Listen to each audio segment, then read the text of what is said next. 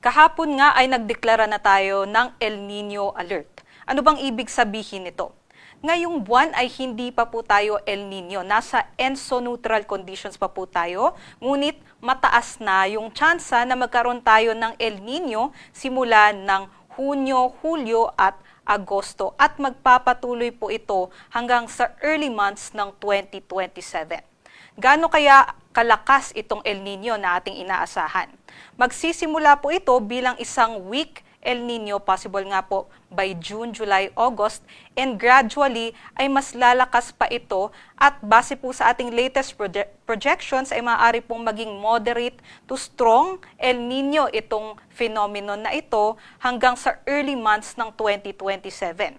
Hindi din natin nire-rule out na maging very strong El Nino event o Super El Nino ito, kaya't mag-antabay po tayo sa updates galing dito sa Pag-asa. Ano bang ibig sabihin nito sa klima ng Pilipinas?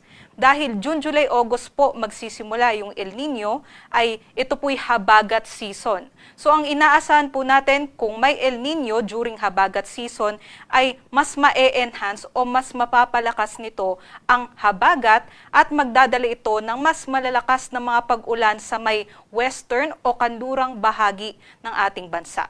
Aside po doon, dahil magpapatuloy nga ang El Nino hanggang sa early months ng 2027, yung dry season natin, maaari po makaranas din tayo ng dry spell at drought during October 2026 hanggang March 2027.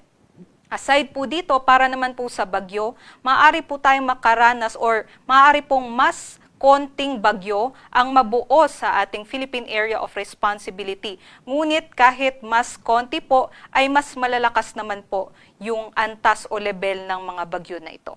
Ito ang Serbisyong Totoo, GMA Radyo.